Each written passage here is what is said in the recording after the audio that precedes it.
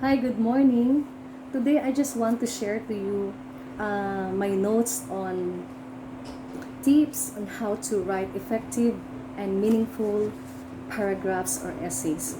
Also, this is a video that I wanted to share so that other teachers like me would get inspired to do the same thing as we support the remote learning program of the Department of Education.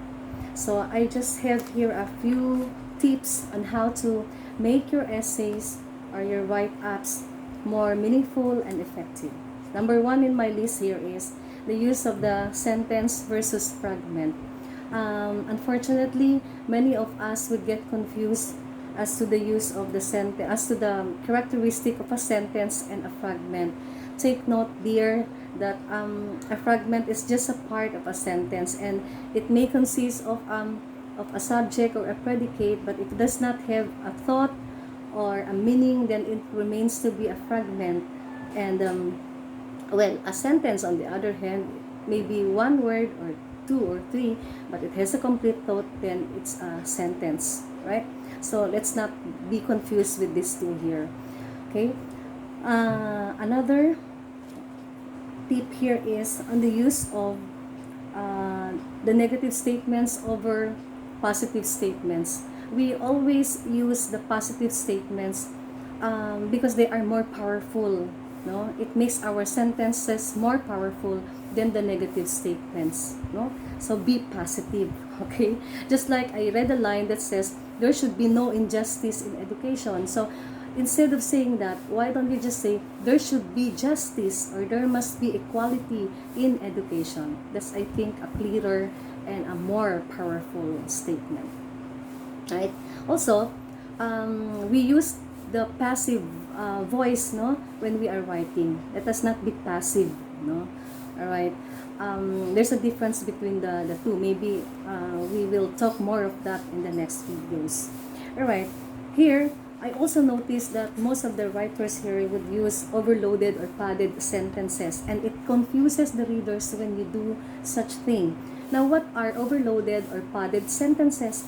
These are sentences that contain unnecessary words, words that are not important, words that do not add up to the meaning or to the message of your sentence or your paragraph. So we remove them from the sentence, no? So they are unwanted ideas. They're actually unwanted ideas. See, when we write, we consider the question, what is my message? So if you know your message, then you have to be guided by that. So if these words here or these sentences here do not add up to the message that you wanted to tell, then you delete it. We declutter, no? Decluttering in paragraph writing or essay writing is just like decluttering our closet. We remove those that are not usable anymore, that are not important anymore. That's how also it is in grammar. Another is, well, I am reminded of the acronym KISS. No, when we write, it's important to have that in mind. KISS, very important. KISS would mean keep it short and simple. Look at my hair, just like my messy hair. It's short and simple. No, we write short sentences. We use the simple structure of the sentence over the compound complex structure. No, that way we are writing a clearer and a more effective write-up. No, so one idea, one sentence. If we want to add more to what we are telling, then we write another short sentence. So let us not put all our sentences together with the commas and all and confuse our readers, right? Another way to strengthen our paragraphs or our essays is we avoid the use of legalese.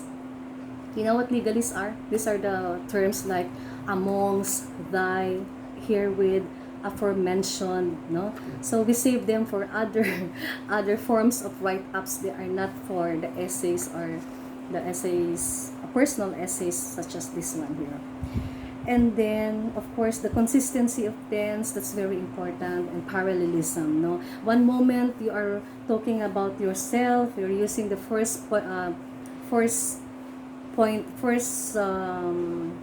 point of view, and then next you are talking about someone else. There's no consistency of tense here. Yon. And then we, of course, we consider the use of simple words over the highfalutin ones, or the, the difficult words, no? So instead of saying, here there's a line here, so say learning inclusivity. So how do you make that simpler? Let's say inclusive learning, no? We simplify. That's how it is to make our ideas more effective and meaningful, no? Mas klaro pa siya. And then we also should not be very redundant, no? Let us avoid let us not use redundant words. Like, what are the redundant words? No, these are words that are paired together and they mean only one thing. Say past history, what more? Past history, fatal killing, dead body. These are all examples of the redundant words, no? Of course, we consider the correct use of the subject-verb agreement. Though in the essays here, I think most of them have already mastered that lesson in grammar, right? So, well, these are the few tips that I wanted to share to you. I wanted to share to you also more, no? However, I have other concerns to do today, and well, I hope you get a little information on the things that I have shared to you. Thank you very much, and have a great week ahead.